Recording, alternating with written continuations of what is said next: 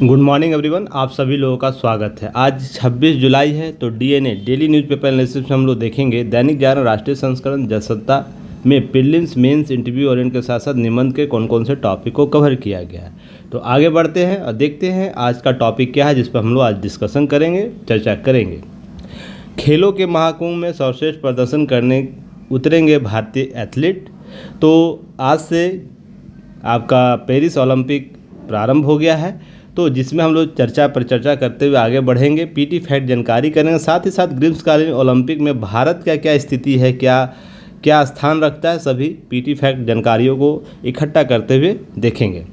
फिर राज्यों के पास खनिज और खानों की भूमि पर कर लगाने का अधिकार है, यह सुप्रीम कोर्ट के द्वारा यह संवैधानिक बेंच जो बैठी थी उसके द्वारा निर्णय दिया गया है। तो इसके आस्पेक्ट को हम समझेंगे, पीटी प्लस मेंस दोनों संदर्भ में चीज़ों को समझेंगे। केंद्र राज्य संबंध कैसे प्रभावित हो सकता है, क्या था वर्ष 1989 में संवैधानिक फीट का फैसला, इससे पहले संवैधानिक बेंच पहले भी बैठ चुकी थी। तो साथ ही साथ देखेंगे खान और खनिज विकास एवं विनियमन अधिनियम 1957 के क्या प्रावधान किए गए थे, जिसको वर्तमान में चर्चा पर चर्चा हो रही है। वर्तमान में राज्यों के प्रतिनिधियों का तर्क क्या दिया गया था, तर्क किस रूप से अपने अधिकारों का उल्लंघन बता रहे हैं, तो सभी पक्षों को हम देखते हुए आगे बढ़ेंगे।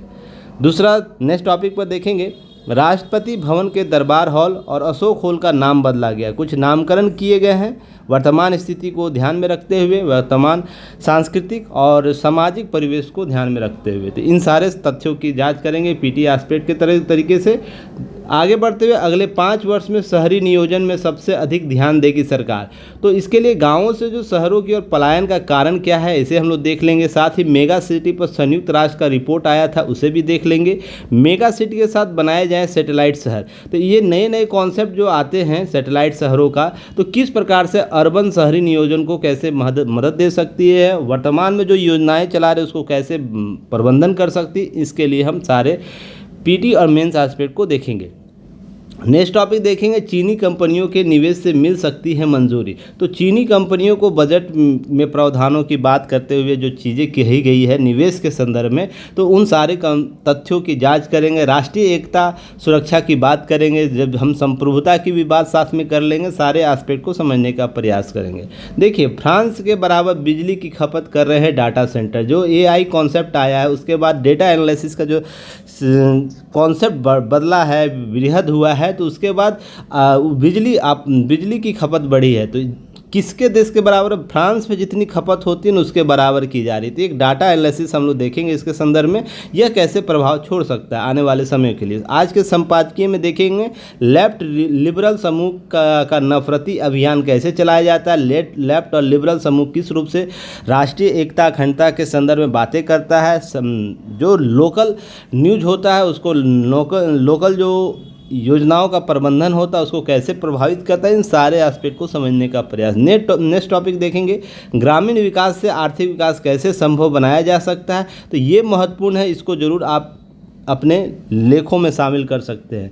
आपसे लेख में ये इस टॉपिक से संबंधित कुछ डाटा एनालिसिस पूछा जा सकता है, कुछ चीज़ों को शामिल किया जा सकता है। तो चलिए आगे बढ़ते हैं, देखते हैं। तो आगे बढ़ेंगे तो सबसे पहले लाइक शेयर सब्सक्राइब जरूर कीजिएगा, युक्ति है इसको सपोर्ट कीजिएगा इस बार कोड को स्कैन करके, या description box comment section box में लिंक दिए रहते हैं, लिंक से आप ऐप डाउनलोड कर सकते हैं युक्ति है इसका।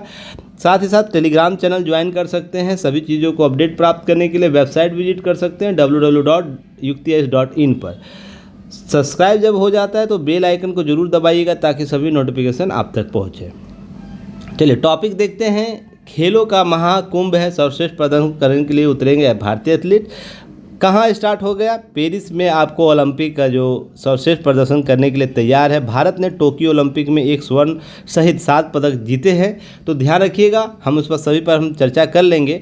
अब तक का सर्वश्रेष्ठ प्रदर्शन था जो लास्ट में जो टोक्यो ओलंपिक 2020 में हुआ था उसकी बात हो रही है। तो यहाँ पर पेरिस ओलंपिक में भी भारत अपने स्टार एथलीटों के साथ पहुँचा है। नीरज चोपड़ा की बात करें, पीवी सिंधु की बात करें, और रैंकी रेड्डी की बात करें, चिराग शेट्टी, निहत जरीन की बात करें, और इसके बाद और भी लोग हैं जो हमारे स्टार खिलाड़ी हैं, स्टार एथलीट्स हैं, जो क्या करेंगे, अपने सर्वश्रेष्ठ प्रदर्शन देने का प्रयास करेंगे। उसमें देखिए भारत का साख बढ़ेगी। वहीं 2036 में ओलंपिक की मेज़बानी को लेकर भारत के जो पंख है लगेंगे। तो इस तरीके से कुछ बातें चल रही हैं कि ओलंपिक कराने की बात हो रही है।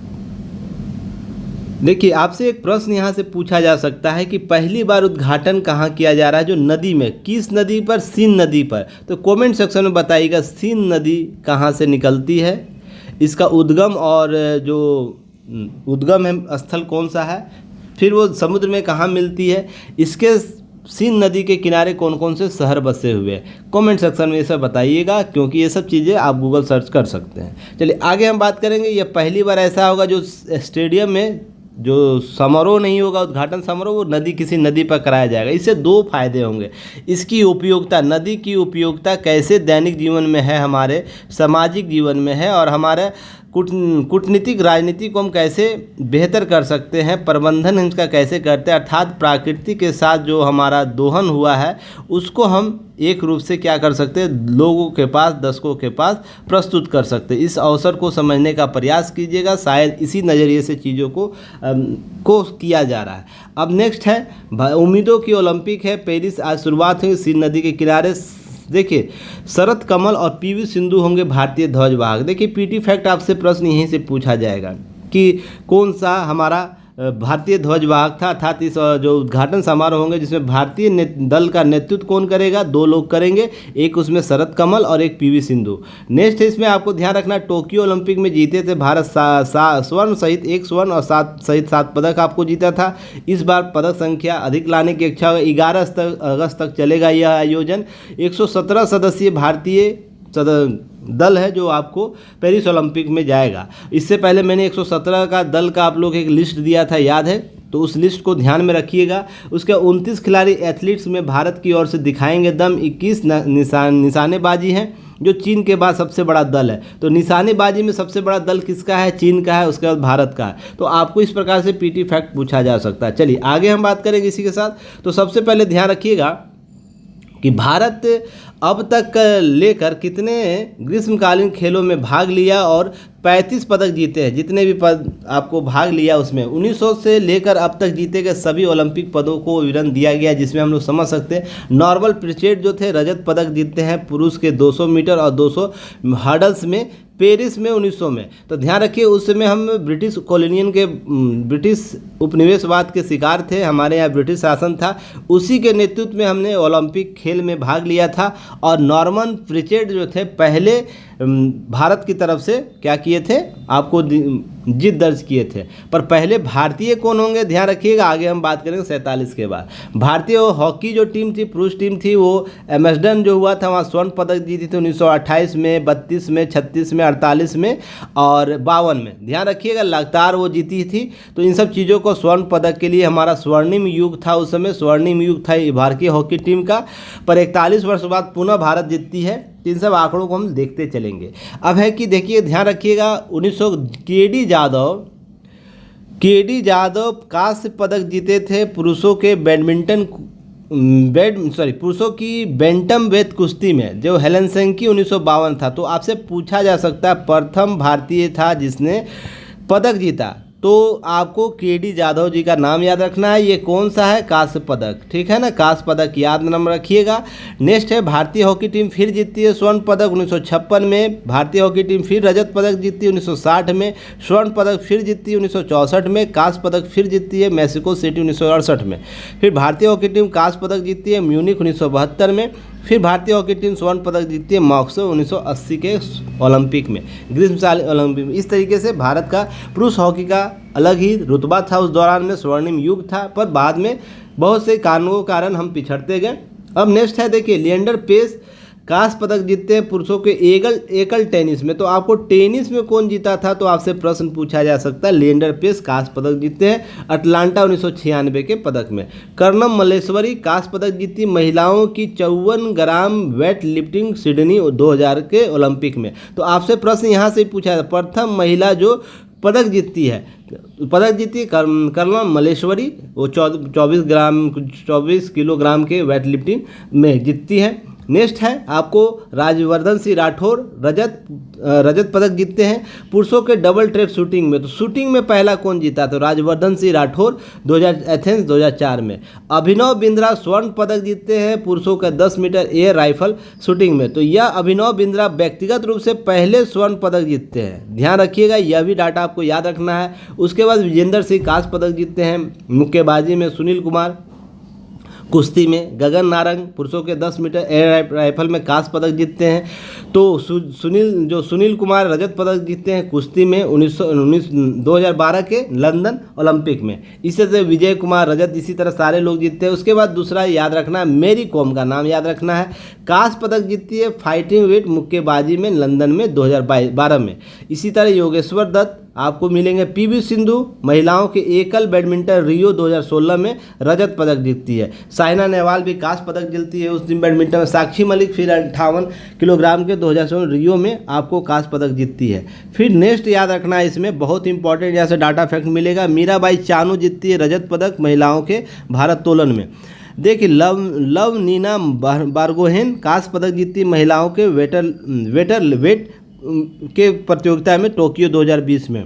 पीवी सिंधु आपको जीतती है कांस्य पदक और आपको बैडमिंटन टोक्यो में। तो एक क्वेश्चन आपको यहाँ से पूछा जाएगा, अगर पीवी सिंधु इस बार कोई भी ओलंपिक पदक जीतती है तो यह तीसरी बार लगातार वो हैट्रिक करेगी, तीसरी बार ओलंपिक पदक जीतने वाली प्रथम भारतीय बन सकती हैं। तो ये आंकड़ा आपको याद रखना है। तो पीवी सिंधु से उम्मीद किया जा सकता है कि इस बार भी वो पदक जीतेंगी। इसी तरह नीरज चोपड़ा के बारे में याद रखना है आप लोग को। सारे बजरंग पुरिया हॉकी हॉकी टीम, देखिए पुरुष हॉकी का क्या जीतती, कांस्य पदक जीतती है, तो 41 वर्ष के बाद जीतती है, ध्यान रखिएगा, यह भी आंकड़े आपको याद रखने हैं। चलिए आगे हम बात करेंगे नीरज चोपड़ा के बारे में, जो इन्होंने स्वर्ण पदक जीता पुरुषों के भाला फेंक टोक्यो 2020 में। प्रथम व्यक्ति थे जिसने भाला में पदक जीतते हैं स्वर्ण पदक, और दूसरे व्यक्ति ऐसे व्यक्तिगत है जो स्वर्ण पदक जीतते हैं। आपको दो चीज़ें याद रखनी है नीरज चोपड़ा जी के बाद। इससे पहले अभिनव बिंद्रा जी जीत चुके हैं। अभिनव बिंद्रा के बाद नीरज चोपड़ा भारत के दूसरे व्यक्तिगत ओलंपिक स्वर्ण पदक विजेता है। किसी भी ओलंपिक खेलों में भारत का पहला ट्रैक एंड फील्ड पदक था। नीरज चोपड़ा ने भाला कितने मीटर फेंका था ये भी याद रखना है। इस रिकॉर्ड को क्या शायद वो तोड़ सकते या नहीं तोड़ सकते, इसको भी देखने की आवश्यकता होगी इससे पेरिस ओलंपिक में। टोक्यो में 2020 में भारत का 7वां पदक था यह, अर्थात आपको कुल 7 पदक जीते गए थे टोक्यो में। तो ये सब डाटा फैक्ट है, पीटी फैक्ट, इसे जरूर देखिएगा, ध्यान रखिएगा। चलिए आगे हम बात करते हैं। यह बहुत महत्वपूर्ण आपको है, यहाँ से प्रश्न शायद पूछा जा सकता है मेंस में। अब क्यों पूछा जा सकता है? इससे केंद्र और राज्य के संबंधों को परिभाषित किया जा सकता है, प्रभाव देखा जा सकता है, प्रभाव पॉजिटिव और नेगेटिव प्रभाव आपको देखने को मिलेगा। फिर आपको वित्तीय समावेशन जो किए जाते हैं केंद्र और राज्य के बीच, उसके संबंधों के संदर्भ में प्रश्न पूछे जा सकते हैं, यहाँ पर ध्यान रखना है। शक्तियों का जो बंटवारा होता है उसके संदर्भ में भी चीज़ें पूछी जा सकती है। तो चलिए हम आगे बात करते हैं।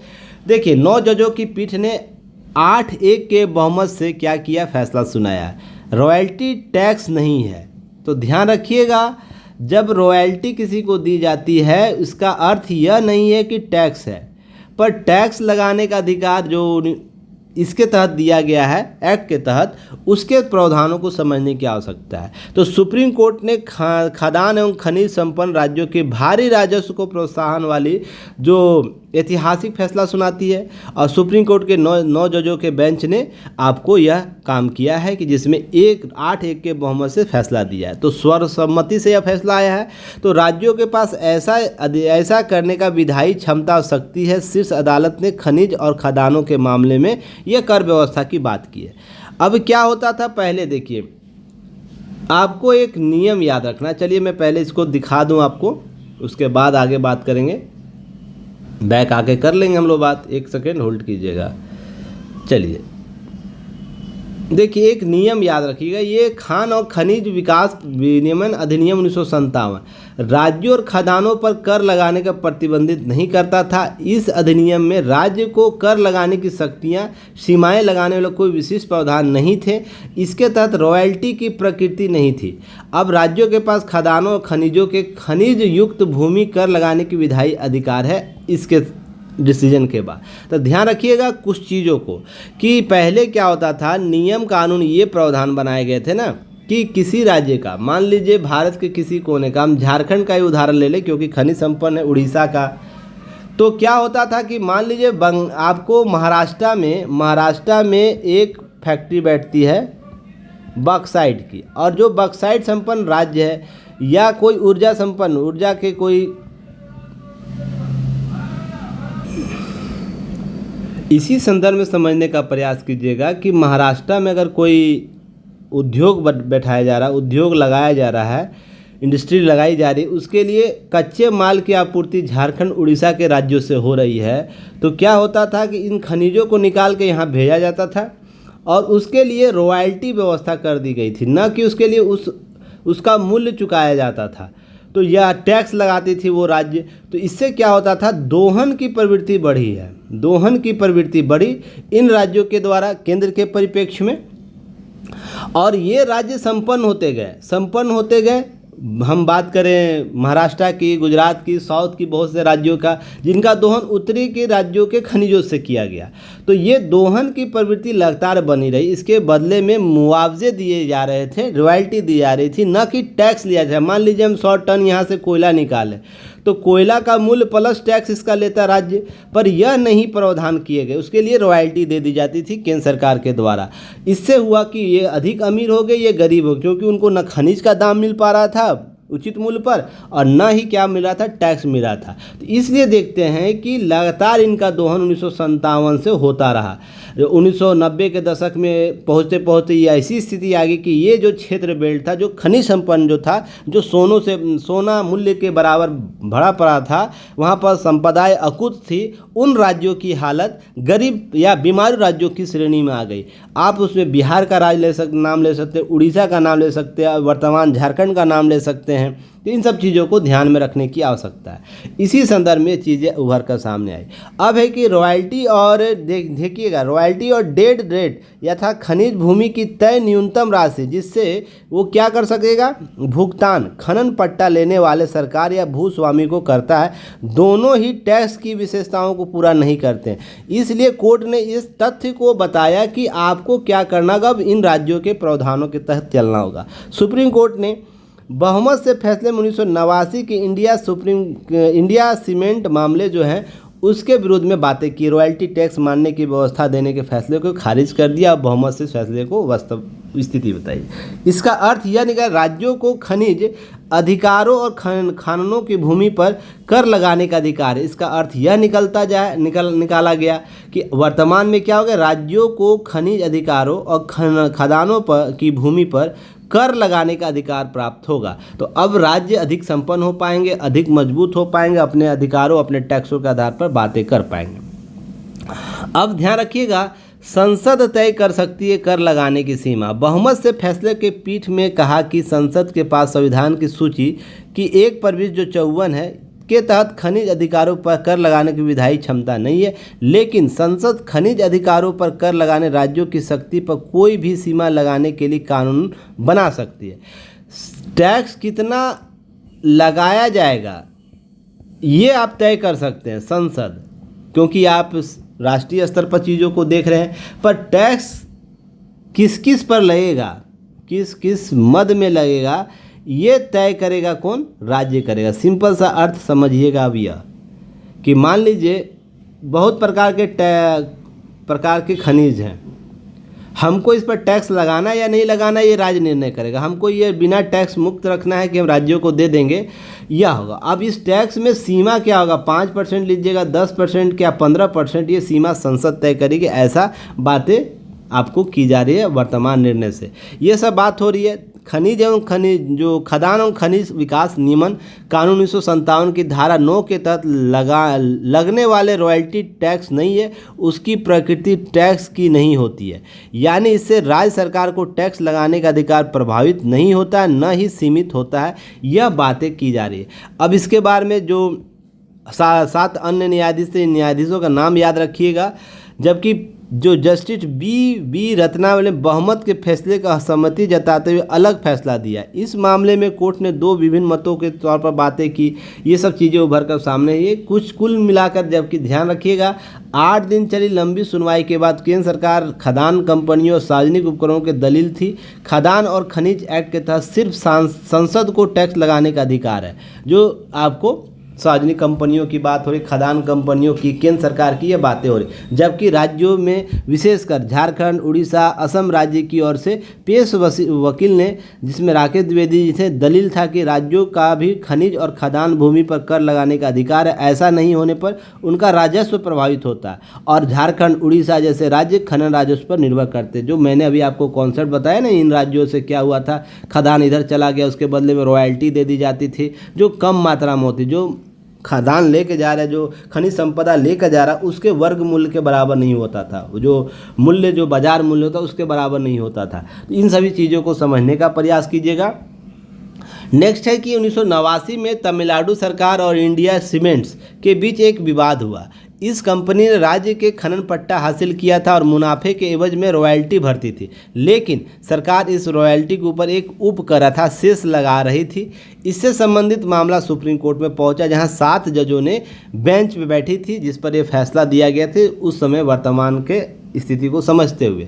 1989 में पीठ ने फैसला सही नहीं माना, वर्तमान के पीठ ने। तो वो फैसला क्या था, इसे समझिएगा। बहुमत से फैसले में शीर्ष अदालत ने कहा कि 1989 में 7 न्यायाधीशों की जो संवैधानिक पीठ थी द्वारा दिया गया फैसला सही नहीं था, जिसमें कहा गया था कि खनिजों और रॉयल्टी कर के रूप में है और रॉयल्टी वह भुगतान है जो उपयोगकर्ता के पक्ष बौद्धिक संपदा या अचल संपत्तियों की परिसंपत्ति का मालिक को देता है। यह कॉन्सेप्ट समझिए कितना गलत था कि क्या कहा गया माननीय न्यायालय के द्वारा।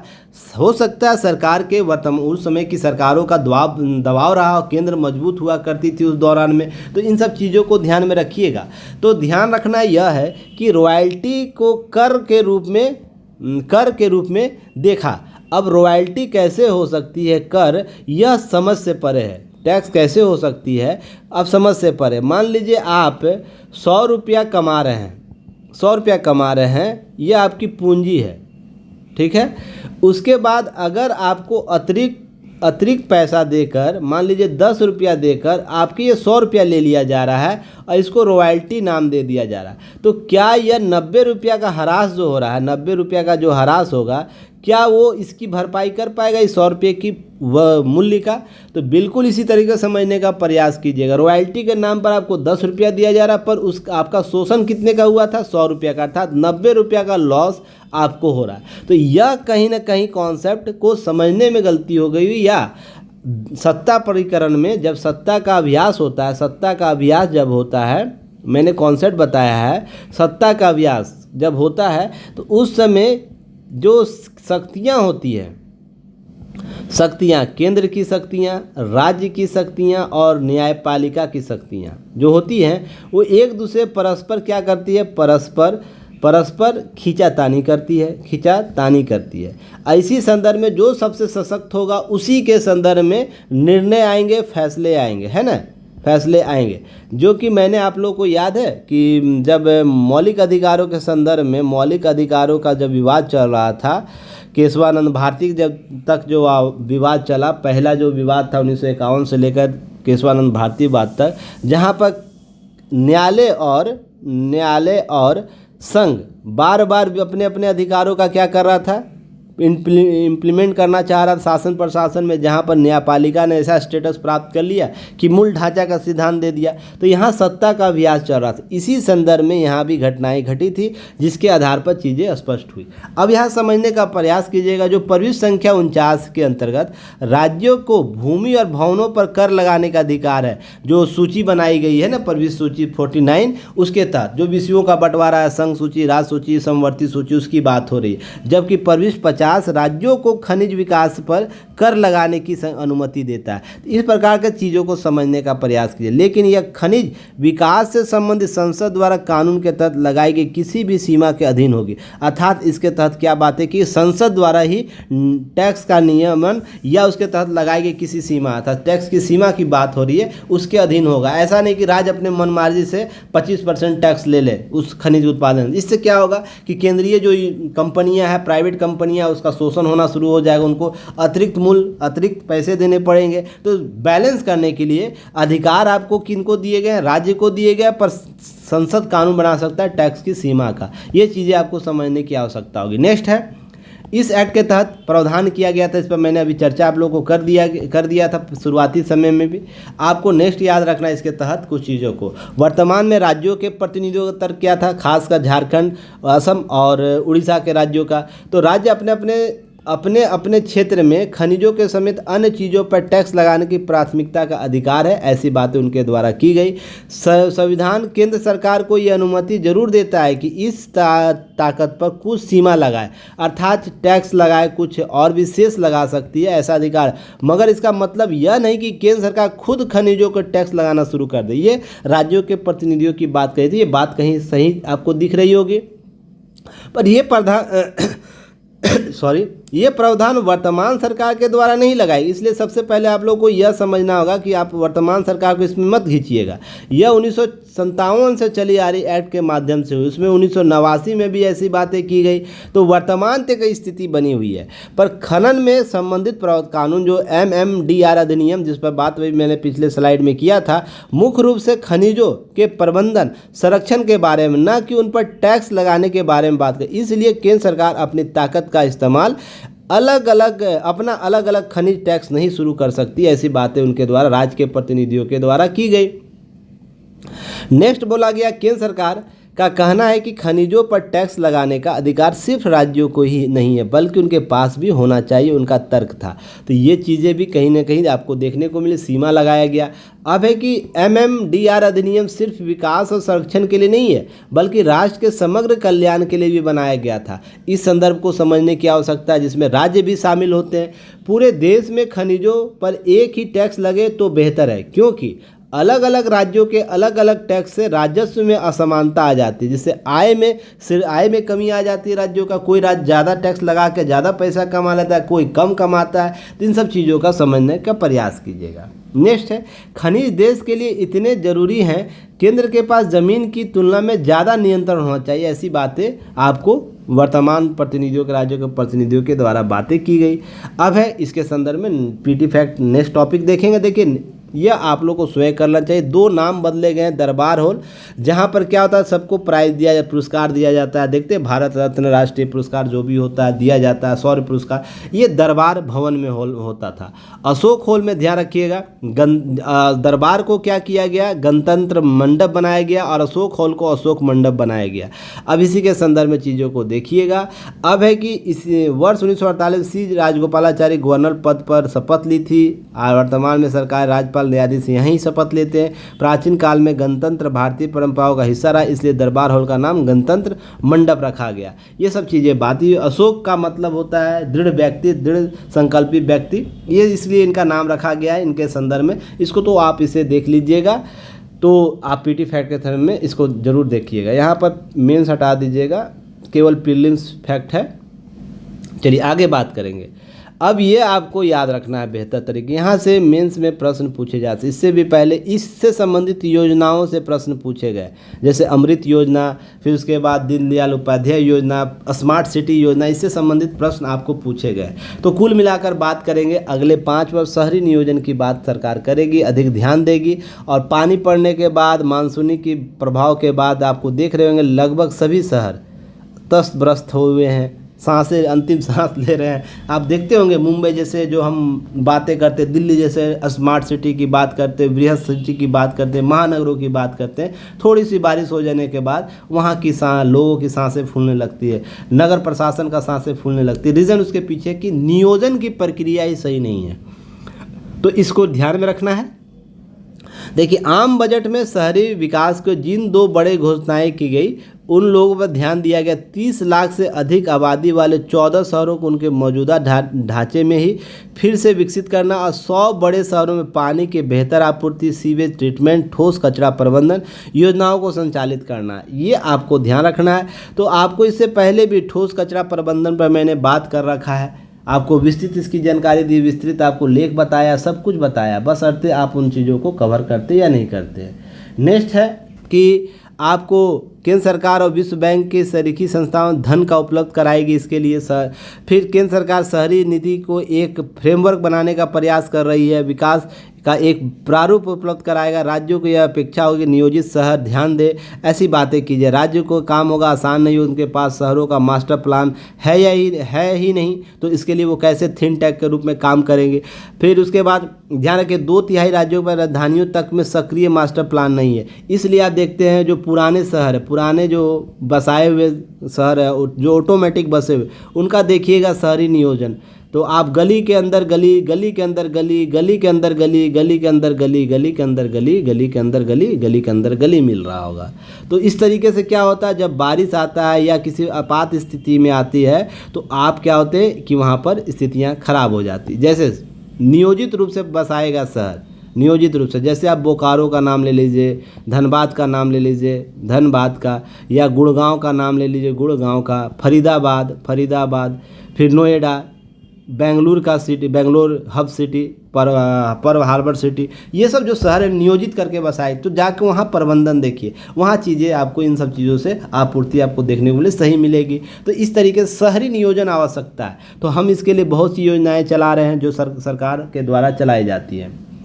अब है इससे 2-3 चीज़ें आपको याद रखना है कि शहरी नियोजन क्यों आवश्यकता है। केवल शहरों तक ही नियोजन की आवश्यकता है तो ही हम काम कर पाएंगे, बेहतर प्रबंधन कर पाएंगे। स्मार्ट सिटी या बृहद सिटी की बात कर रहे हैं तो नहीं, इसके लिए 2-3 चीज़ें आपको ध्यान रखें। सबसे पहले गाँवों से जो पलायन हो रहा है, किसी राज्य में मान लीजिए गाँव है, वहाँ शहर है, शहर की और गांवों से पलायन हो रहा, तो इनको सबसे पहले इनको रोकने की आवश्यकता होगी। इनको वहीं गांवों में ही अवसर सृजित करने होंगे जिससे वो शहरों की ओर पलायित नहीं हो। जो गांवों में जो राजा बनकर रहते हैं, ऐसा नहीं कि शहरों में आकर डिब्बों वाले घर में, डिब्बी भरे घर में, डिब्बी वाले घर में आकर अपने केवल उद्देश्यों की पूर्ति करें। अगर हम गांवों तक ही उनके घर गलियारों तक हम सारी सुविधाएं पहुंचा दें तो वो क्यों आएंगे शहरों की ओर। उतना ही अवसर उनको गांव में प्राप्त हो तो क्यों आएंगे शहर। तो इस कॉन्सेप्ट के लिए आवश्यकता है। तो देखिए गांव की ओर पलायन क्यों हो रहा है ये समझने की आवश्यकता है।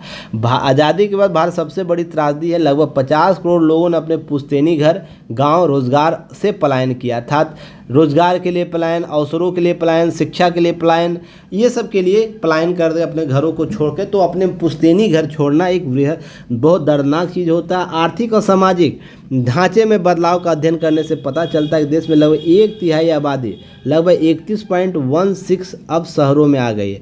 आगे आंकड़ा है कि 2047 तक यह कितना आ जाएगी, यह लगभग 40 से 45% होगी। और भी हम आगे जाते हैं तो लगभग 60 से 70% पहुँचेगी। अर्थात या तो शहर, गांव ही शहर बनाने की आवश्यकता है या गांवों तक जो शहरों को, गांवों के लोगों को शहर में बसाने की आवश्यकता, जैसे कॉन्सेप्ट देखने को मिल जाते हैं दोनों संदर्भ में। अब 2011 के आंकड़े की हम बात करें, जनगणना के आंकड़े की बात करें, गाँव छोड़कर शहर की ओर जाने वाली संख्या लगातार बढ़ रही है। अब तक 37 करोड़ 70 लाख लोग शहरों में गए। यह क्या है 11 की जनगणना पर, यह हाल की घटनाओं जिसमें हम बात करें 50 करोड़ लोगों की बात करें ना, ये हाल के रिपोर्ट्स के आधार पर। अब है कि 2001 से 2011 की जनगणना के जो दशकीय वृद्धि हुई, तो उसमें ध्यान रखिएगा इस अवधि में शहरों में 9 करोड़ 10 लाख वृद्धि हुई और गांवों की आबादी 9 करोड़ 5 लाख बढ़ी है। तो यह आंकड़े आपको ध्यान रखना है कि आबादी जैसे जैसे बढ़ती है वो शहरों की ओर भी प्रस्थान हो रहे हैं। तो यह चीज़ आपको ध्यान रखने की आवश्यकता है। नेक्स्ट याद रखना है कि देश में गाँव की आबादी अभी लगभग 68.84 करोड़ है, यानी देश की कुल आबादी का 2/3। लेकिन देश की जीडीपी में कृषि का योगदान लगातार घटते हुए केवल 15% रह गया है। तो यह कहीं ना कहीं चीज़ों को समझने का प्रयास कीजिएगा। बजट में कुछ प्रावधान बताइए, ये 2011 की जनगणना के आधार पर बातें हो रही हैं, ठीक है ना। जब ऑफिशियल डाटा आता है तो हम चीज़ों को उस तरीके से देखेंगे। फिर 2011 के बाद जनगणना जब कराई जाएगी, 2021 में होना था, नहीं हो पाया, कोरोना का काल था, जब होगा उसके बाद हम चीज़ों को और भी स्पष्ट करके देखेंगे। गांवों के जीवन स्तर में गिरावट, शिक्षा, स्वास्थ्य, मूलभूत सुविधाओं का अभाव, रोजगार की कमी, इसलिए बेहतर जीवन की तलाश में वहां के लोग शहरों की ओर प्रस्थान कर रहे हैं। अगर ये सारे मूलभूत सुविधाएं अगर हम गांवों में, उनके आसपास के छोटे शहरों में, सेमी शहरों में, हम टियर 3 शहरों में भी उपलब्ध करा देते हैं तो चीज़ें बेहतर हो जाएंगी, चीज़ें परिणाम बेहतर होगा। अब महानगरों की तरफ प्रस्थान होते, स्लम बन जाते हैं। तो मुझे एक बताइएगा, ये भारत का सबसे बड़ा स्लम कौन है? स्लम का नाम बताइएगा, गूगल सर्च कीजिएगा। चलिए, पूरे शहर में, पूरे देश में शहरों की बात हो रही, रहने के लिए कुल 7.89 करोड़ परिवारों में से 1.37 करोड़ परिवार स्लम में रहते हैं। स्लम जो झुग्गी बस्तियां होती हैं ना, उसमें रहते हैं।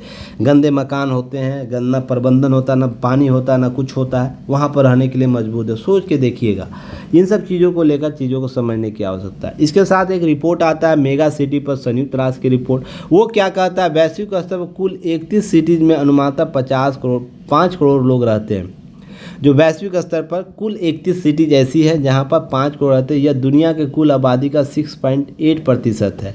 अब है यह चीज़ें समझने की आवश्यकता है कि 2030 तक मेगा सिटीज़ की संख्या 41 हो जाएगी। जो 2030 की बात हो रही, तो इनकी आबादी 7.3 करोड़, जो पूरी दुनिया की आबादी का 8.7% होगा।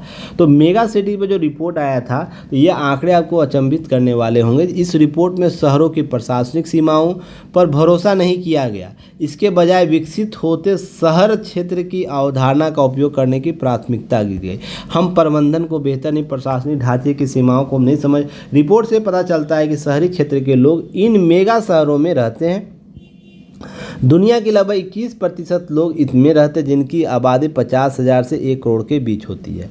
अब ये आंकड़े यह भी आता है 2030 तक दुनिया की 60% आबादी छोटे बड़े शहरों में बसी, जो फिलहाल 54% है। तो आंकड़े और भी बढ़ते जाएंगे, लगातार और भी बढ़ेंगे। कुछ समय बाद ऐसा आएगा कि शहरी गाँव ही आपको शहर बन जाएगा, या पूरा शहर में लोग आके ही बस जाएंगे। दो ही कॉन्सेप्ट हो सकता है। अब एशिया और अफ्रीका में ज़्यादातर विकासशील देशों में आबादी बढ़ रही है। 2030 तक 41 से 30 मेगा सिटी तीसरी दुनिया के देशों में होगी। तो यह आपको ध्यान रखना है, मेगा सिटी विकसित हो रही है, यहाँ पर बातें चल रही है। अब मेगा सिटी के साथ बनाए जा रहे हैं सैटेलाइट शहर। यह बहुत ही व्यापक तरीके से चीज़ों को समझने की आवश्यकता है।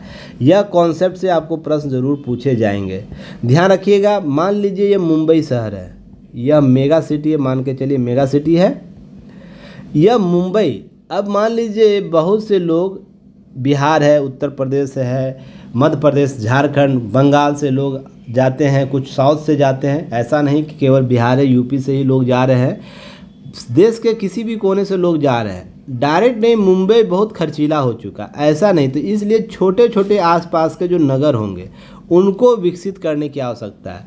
तो यहाँ से फिर आने जाने का प्रबंधन हम कर सकते हैं रोजगार के लिए। तो इन शहरों को क्या करना है कि मेगा सिटी वाली सुविधाएं इनको देनी है। जैसे आप समझ सकते हैं दिल्ली के आसपास एनसीआर की चर्चा होती है ना। एनसीआर में कितने राज्यों की जिला शामिल है, मुझे कमेंट सेक्शन में बताइएगा। एनसीआर पर हमने कभी पहले चर्चा किया है। तो मान लीजिए फिरोजाबाद, गाजियाबाद, नोएडा को विकसित किया है सैटेलाइट शहर के तौर पर। तो बहुत से भीड़ क्या होती है, यहाँ पर अत्यधिक भीड़ है। यहाँ 11,000 से अधिक आपको जनसंख्या घनत्व है, जनघनत्व है। तो यहाँ पर ध्यान रखिए, यह बहुत ही वृहद हो चुका है। इसलिए इन शहरों में लोग जाकर अपने अवसरों को तलाश रहे हैं और इसे वेल प्लान करके बसाया गया है। तो आप जाके देखिए, इनको गुड़गांव को जाके देखिए, कितना बेहतर शहरी प्रबंधन वहाँ किया गया है। तो इस तरीके से क्या होता है, इन पर लोग यहाँ पर जाना शुरू कर देते हैं। यहाँ जो दिल्ली की राजधानी है मेगा सिटी के तौर पर, यहाँ पर दबाव कम होता है, पर सुविधाएं सेम मिलती है। शायद इससे भी अधिक सुविधाएं यहाँ मिलेगी, पर धीरे धीरे ये शहर डेवलप मेगा सिटी के तौर पर बनेंगे। इसलिए जितने राज्यों की राजधानी मैं तो यही बोलता हूँ, जितने राज्यों की राजधानी है, जैसे पटना हुआ, रांची हुआ, फिर आपको बड़े बड़े शहर और भी है, जैसे इंदौर हो गए, भोपाल हो गए, खजुराहो हो गए, फिर यूपी में बहुत से ऐसे क्षेत्र है लखनऊ के अलावा जिसको हमको मेगा सिटी के तौर पर सैटेलाइट सिटी के तौर पर विकसित करने की आवश्यकता है। तो यहाँ पर क्या करेगा, वो मेगा सिटी का दबाव कम करेगा। ये सैटेलाइट शहर किसी भी महानगर के परिधि के विकास और उसकी आबादी को बेहतर बनाने की सहायता करते हैं। मैंने जो अभी बताया आपको, उसकी परिधि को बेहतर करता है। सैटेलाइट शहर किसी भी महानगर के सभी संभव तरीकों का विस्तार करने में मदद करने के डिजाइन किए जाते हैं, जो हम प्लांट करते हैं, प्लांट के तरीके चीज़ों को हम कवर करते हैं। मेगा शहरों के बाहर बने सैटेलाइट शहर पूरी तरह से स्वतंत्र भारत शहर होते हैं। अब मुझे एक क्वेश्चन बताइएगा यहाँ से, एक बिहार में पटना राजधानी है, उसके सैटेलाइट शहर कौन से हैं? सैटेलाइट शहर कौन कौन से हैं, नाम बताइएगा। 4 सैटेलाइट शहर आपको मिल जाएंगे जिस पर वृहद रूप से काम किए गए हैं। अब इन सैटेलाइट शहरों का उद्देश्य क्या होता है? पर्यावरण अनुकूल विकास करना होता है, आबादी और संसाधनों के बीच आदर्श संतुलन प्रदान करना होता है। इसलिए सैटेलाइट शहर जितने होंगे, देखिएगा विंड प्लांट होंगे, वहाँ पर सारी चीज़ों पर ध्यान रखा गया होगा, पर्यावरण से लेकर व्यक्तियों की आवश्यकता तक, जनसंख्या का वितरण का ध्यान रखा, समाज के एक बड़े वर्ग के लिए किफ़ायती आवास बनाए जाते, साथ साथ समावेशी विकास सैटेलाइट शहरों में स्मार्ट शहरों में विकसित करने की अंतर्निहित आवश्यकता होती है। ये सब चीज़ें विकसित होती है। कोई भी सैटेलाइट शहर, ध्यान रखिएगा, सैटेलाइट शहर योजनाबद्ध शहरीकरण, व्यवस्थित विकास सुनिश्चित करने के लिए परिस्थितियों के साथ साथ समझौता किए बिना एक स्मार्ट सिटी में समायोजित करने में सक्षम होना चाहिए। ये सब कॉन्सेप्ट आपको सैटेलाइट शहर में देखने को मिलता है, सक्षम बनाता है। तो आप देखते होंगे स्मार्ट सिटी कॉन्सेप्ट उन सैटेलाइट शहरों में ज़्यादा नाम आया जो मेगा सिटी के आसपास है। तो इसलिए इन सब चीज़ों को ध्यान रखना है। यहाँ से एक प्रश्न आपको मेंस में पूछा जा सकता है, आप लोग प्रश्न का उत्तर जरूर दिया कीजिए। शहरी नियोजन के लिए योजनाओं के क्रियान्वयन के साथ साथ प्रबंधन की आवश्यकता है। देखिए, जितना हम योजनाओं का नियोजन करेंगे उसके लिए प्रबंधन की आवश्यकता है। क्या शहरी नियोजन को बेहतर बनाने के लिए सैटेलाइट शहरों की उपयोगिता युक्त है? समीक्षा करें। इन प्रश्न का उत्तर आपको कहाँ देना है? जो लोग युक्ति IAS का ऐप डाउनलोड कर चुके हैं उनके लिए तो पता है, जो लोग नहीं डाउनलोड किए तो आपको लिंक प्राप्त होगा description box, comment section box में, वहां से आप ऐप डाउनलोड कर लीजिएगा। ऐप डाउनलोड करके कम्युनिकेशन ग्रुप एक है, उसमें आपको यह भेजना है जो फ्री होता है। पैसा इसके लिए 1 रुपया नहीं लिया जाता। इस क्वेश्चन का आंसर एनालिसिस कराने के लिए फ्री होता है, इसे आप दे सकते हैं, ठीक है ना। सभी लोग दे सकते हैं, जितने वीडियो देख रहे हैं सभी लोग। डेली बेसिस पर आपको चीज़ें दी जा रही है। देखिए, यह जो एनालिसिस है हिंदी न्यूज़पेपर एनालिसिस, वो वीडियो उसका बिल्कुल यूट्यूब पर फ्री है, लेकिन प्रीलिम्स मेंस इंटरव्यू ओरिएंट की नोट्स प्राप्त करने के लिए और वीकली टेस्ट में भाग लेने के, जो संडे को 11 AM में होता है, तो आप उसमें भाग लेते हैं तो क्या करना, आपको 599 प्लस टैक्स देते हैं, जिसमें 612 रुपये अप्रॉक्स आपको टोटल पड़ेगा। इसके बाद 1 ईयर इसकी वैलिडिटी होती है। जब आप परचेज कीजिएगा उसका 1 ईयर तक आपकी वैलिडिटी होगी। जो चीज़ें दी जा रही हो सब आपको उसका मुक्त हो जाएगा। इससे क्या होगा, करेंट के जितने भी आपको कन्फ्यूजन वो दूर हो जाएंगे। करेंट मेंस के जितने भी आपको टॉपिक है, वो टेंशन में जो आप लोग रहते हैं, वो सारे समस्या समाधान हो जाएगा। आपके अंदर कॉन्फिडेंस बिल्डअप होगा कि लगातार चीज़ों को बेहतर तरीके से समझ रहे हैं, लिख रहे हैं और उसका अभ्यास कर रहे हैं। तो आप इसके लिए जुड़ सकते हैं। चलिए नेक्स्ट हम बात करेंगे नेक्स्ट टॉपिक पर, चीनी कंपनियों के निवेश को मिल सकती है मंजूरी, ऐसी बातें हो रही है। देखिए, बजट में भी ऐसी बातें की गई थी, निवेश प्रोत्साहन दिया जाना चाहिए।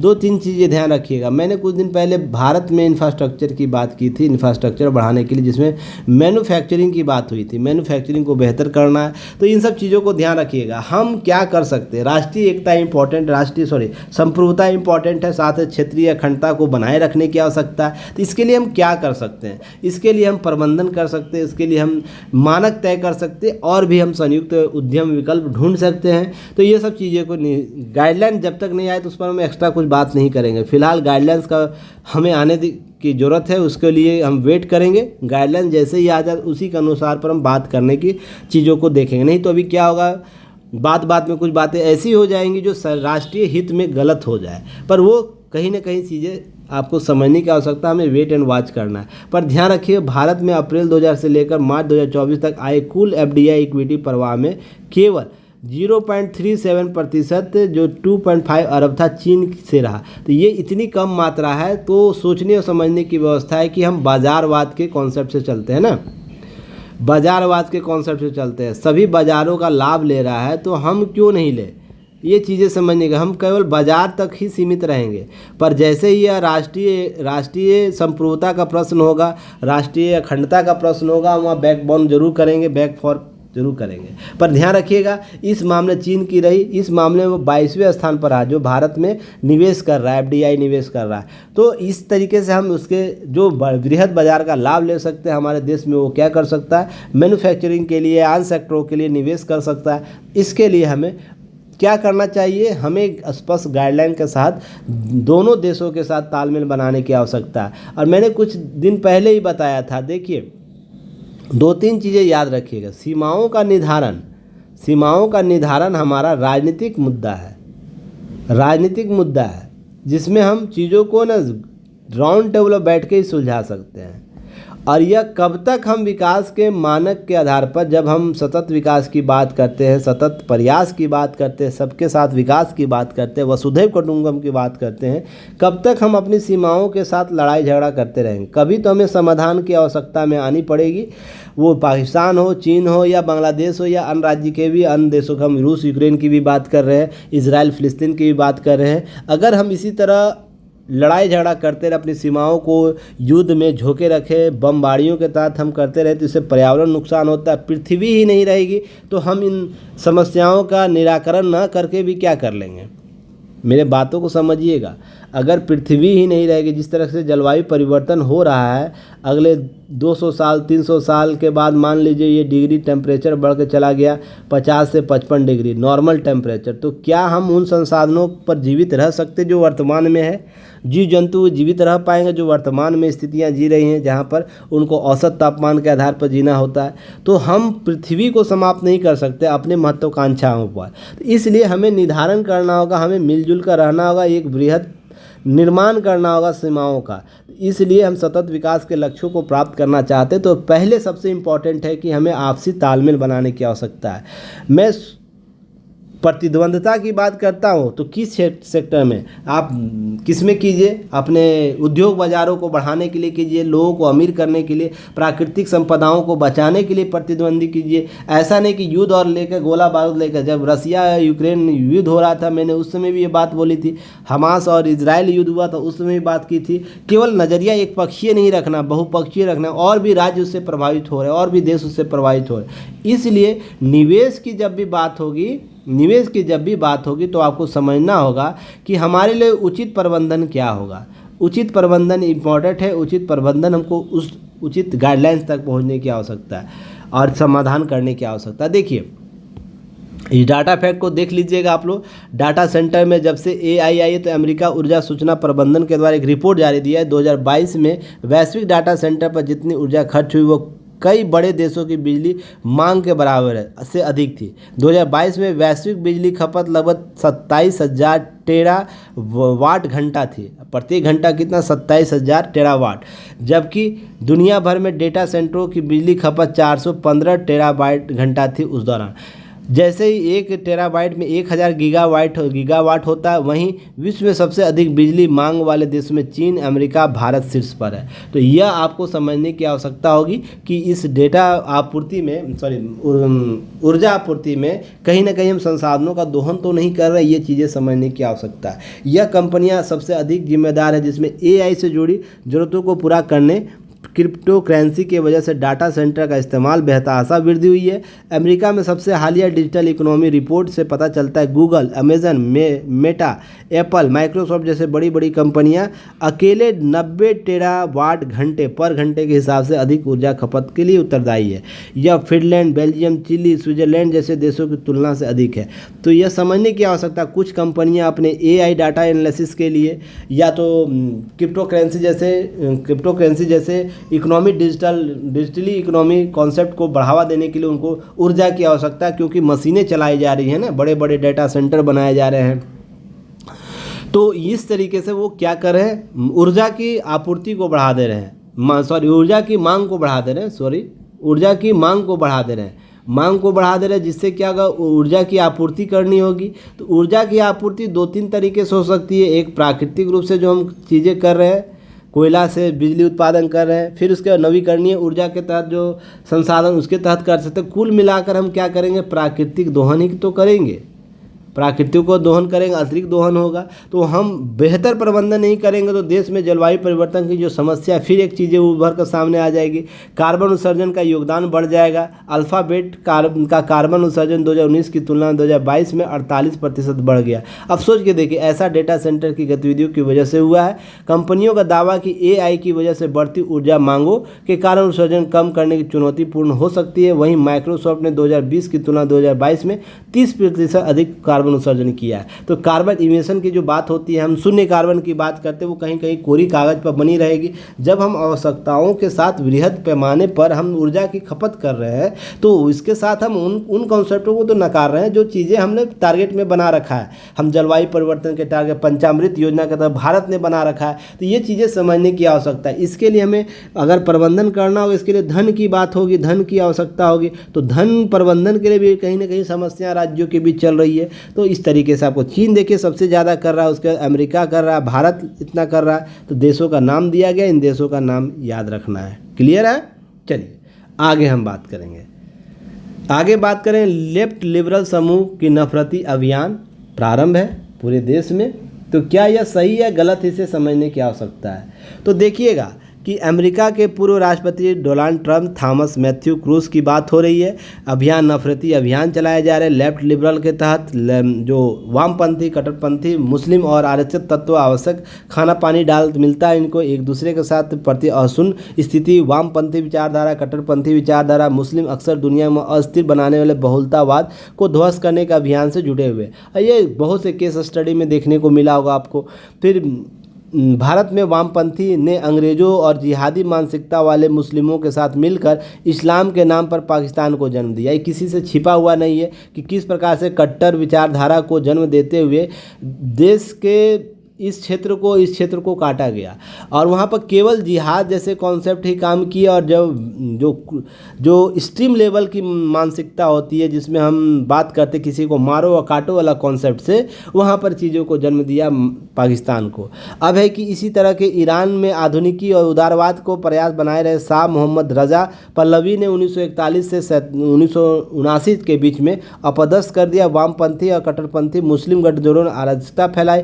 आज ईरान शरीयत के अधीन इस्लामी गणतंत्र है जहां रोज मानवाधिकारों की हत्या होती है, किसी से छिपा हुआ नहीं, महिलाओं का दमन होता है। पाकिस्तान में भी ईरान ने वामपंथ का कोई नाम लेवा है और न ही चीन में वामपंथी शासन व्यवस्था इस्लाम का कोई स्थान है। तो वामपंथी विचारधाराओं ने क्या किया कि हमारे मौलिक स्वरूप को, मौलिक के जो स्वभाव थे, मौलिक आदर्श थे, वो सभी धर्म विशेषों में बात हो रही है। ऐसा नहीं कि मुस्लिम में सभी मुस्लिम खराब है, सभी अपने पथ से भटके हुए, ऐसा नहीं। पर इसमें गलती यह है ना कि मुस्लिम जो अच्छे मुस्लिम है, जो चीज़ों को समझते हैं, वो सामाजिक रूप से इसका विरोध नहीं कर पाते। रीज़न उसके पीछे है कि उनके लिए फतवा जारी हो जाता है, उनको मार दिया जाता है, उनको बहुत से प्रताड़नाएँ दी जाती है उनके ही समाज में। तो यह कमी है। पर जैसे ही हम बात करते हैं हिंदुओं को लेकर, हिंदुओं में वैचारिक रूप से भिन्नता अलग अलग है, वो रख सकते हैं। इसके लिए कट्टरवादिता का कॉन्सेप्ट नहीं है। अगर कोई हिंदू धर्म को हिंसक बता देता है तो कोई किसी का गला नहीं काटता है। हाँ, वैचारिक रूप से क्या करेगा, वैचारिक रूप से का विरोध जरूर करेगा, विरोध करेगा, प्लस माइनस जो बातें करना हो करेगा। अब जैसे ही इस्लाम पर बात होती है, इस्लाम के बारे में कुछ बड़ा बुरा कर देगा, सीधे बोला जाता है कि हमारे जो दीन है, हमारे जो इस अल्लाह है, उनका क्या कर दिया गया है, विरोध कर दिया है, उनके बारे में असद बोले, गला काट दिया जाता है। आप बहुत से ऐसे उदाहरण देखे हो। ये कट्टरवाद कॉन्सेप्ट जो अपनाए हुए, जिसका वामपंथ लाभ लेता है, तो इसको समझने की आवश्यकता है कि जैसे वैचारिक राजनीतिक विरोधियों का दानवीकरण और उनके प्रति हिंसा घृणा का भाव पैदा किया जाता है, उसके लिए दूसरा दोषियों के बजाय हिंसा घृणा शिकार समूह व्यक्ति राष्ट्र को अपराधी बनाकर प्रस्तुत करता है। तो इसी तरीके से लोग क्या करते हैं, लेफ्ट लिबरल का जो टूल किट है, 2 मानक अधिकार माने, जिसमें सफ़ेद झूठ बोला जाता है, अर्ध सत्य बोला जाता है और तथ्यों को विपरीत बातें होती है। अपने वैचारिक राजनीतिक एजेंडे को विरोध पूर्ति की जाती है, हिंसा प्रति हिंसा भाव रखा जाता है। ये 2 टूल किट याद रखना आप लोगों को। अब ऐसे ही ट्रंप पर हमला क्यों हुआ, अमेरिकी चुनाव में ट्रंप ने उनके विरोधी अमेरिकी लोकतंत्र के लिए खतरा बता रहे हैं। अब भाई कैसे कोई बता सकता है, जैसे भारत में बोला जा रहा संविधान के विरुद्ध खतरा था, ऐसा बातें बोला जा रहा है ना कि संविधान को बदला जाएगा। और संविधान बदलना एक संविधानवाद है ना, आपको संविधानवाद है। जब 1951 से संविधान बदले जा रहे हैं तो वो देश में आपातकाल की स्थिति नहीं थी। यह बृहद चीज़ों को समझने की आवश्यकता है। अब कोई शासन व्यवस्था में कुछ एक व्यक्ति विशेष को टूल किट के तौर पर उपयोग किया जा रहा है, तो आपको समझने की आवश्यकता होगी हमें कहाँ रहना है, कहाँ नहीं रहना है। अब यहाँ ध्यान रखिएगा, एक याद रखिएगा, 2000 लेफ्ट लिबरल टूल किट का हिस्सा है, जिसमें हिंदू भगवा आतंकवाद के सिद्धांत को दिया कांग्रेस द्वारा गढ़ा गया फर्जी हिंदू भगवाधार का नाम दिया गया। 27 अक्टूबर 2013 को पटना में मोदी की जनसभा निशाना बनाया गया। कांग्रेस के बड़े नेताओं ने इसे भाजपा को ही किया धरा बताया, इसके लिए कोई तथ्य बताया नहीं गया। ऐसा ही नेगेटिव 14 फरवरी 1998 में कोयम्बटूर में श्रृंखलाबद्ध बम धमाके के दौरान किए गए। अब है कि जब मुंबई हमला हुआ था, कसाब जब क्या कलावा बंद के हाथ में बांध कर आया था, तो उसे भी हिंदू से जोड़कर देखा गया था। देखो देखो, बाकी चीज़ें उनको नहीं दिख रही थी, वामपंथ विचारधारा उन लोगों को, बाकी कलावा जरूर दिख रहा था। वो बंदूक में लेकर अल्लाह अकबर बोलकर गोलियां चला रहा था, वो नहीं दिख रहा था, पर वो जरूर दिख रहा था, उसके हाथ में कलावा था। तो कॉन्सेप्ट समझने की आवश्यकता है। जब कसाब ने अपने स्वयं मान लिया कि मैं पाकिस्तान से आकर यह हमला किया हूँ, उसके बाद भी टूल किट सिस्टम क्या बोलता है, चीज़ों हिंदू भगवाधारी कॉन्सेप्ट को बताता है, हिंदू हिंसक होते हैं। अब ध्यान रखिए, बात समझिएगा, उन्माद नफरत फैलाने आरोपित जो है जितना जिम्मेदार है, ये सब बातें लगातार होती रहती है। लेनिन, स्टालिन, माओवादी, जोंग आदि जिनके उदाहरण है। लेफ्ट लिबरल का जो उभार है 1991 में सोवियत संघ के विघटन के बाद हुआ। इसके तहत सबके असंतुष्ट वर्ग का उदय हुआ, जिसे वो कक्ष कहा गया। अर्थात लगातार वो क्या करते हैं, वो करते हैं, आपको पीछे से क्या उंगली करेंगे, जिसको हम कहते हैं उंगली करना, उंगली करेंगे और आपको क्या करेंगे, उस स्थिति पर ला जाए जहाँ पर आप कुछ उसके विरुद्ध बोले। तो इस तरीके से सहारा लिया जाता, टूल किटों का सहारा लिया जाता। आप एक प्रबुद्ध व्यक्ति हैं, प्रबुद्ध, एक सेकंड रुक जाइएगा, प्रबुद्ध व्यक्ति हैं, आपकी समझ विकसित है, आप नासमझों की तरह व्यवहार मत कीजिए। जैसे आपको ये समझना होगा, हमारा इस साल कितना 41 करोड़ के आसपास का बजट है और बोला गया कि प्रत्येक महिला को 1 लाख साल में भेजा जाएगा अकाउंट में। तो यह डाटा के बेस पर ना बोला जाना आपकी नासमझी का प्रमाण बताता है और इससे देश की जनता को गुमराह कर रहे हैं। तो यह भी आपको समझना होगा टूल किट क्या काम करता है। और इसके लिए पूरा सिस्टम लगा, ईगो की सिस्टम लगा हुआ है। ऐसा नहीं कि केवल एक ही व्यक्ति बोल रहा है। अब चीज़ों को समझने की आवश्यकता है, आपको यहाँ से चीज़ों को स्पष्ट कर सकते हैं। ये आपको ग्रामीण विकास में आर्थिक विकास जो मैंने बात की अभी ना, उसी के संदर्भ में बातें हो रही थी। यहाँ पर सड़क, बिजली, सिंचाई की संबंध, अवसर की जो हमारे है, अवसर की समानता मिलनी चाहिए, बुनियादी ढांचे का विकास होना चाहिए, आर्थिक विकास के अंतर्गत रोजगार सृजन होना चाहिए, कृषि उत्पादकता में वृद्धि होनी चाहिए, गाँव के आर्थिक, सामाजिक, राजनीतिक विकास होने चाहिए। ऐसे ग्रामीण अर्थव्यवस्था को मजबूत करने कृषि और उद्योगों के बीच तालमेल होने चाहिए, गैर कृषिगत रोजगारों का सृजन होना चाहिए, स्वच्छता जैसी बुनियादी सामाजिक सेवाओं की पहुंच होनी चाहिए, ग्रामीण विकास को सशक्त करना चाहिए, ग्रामीण विकास को सामुदायिक करनी चाहिए। ये सब भावनाएं सृजित की जा रही है, जिससे हम ग्रामीण विकास को विकसित कर पाए।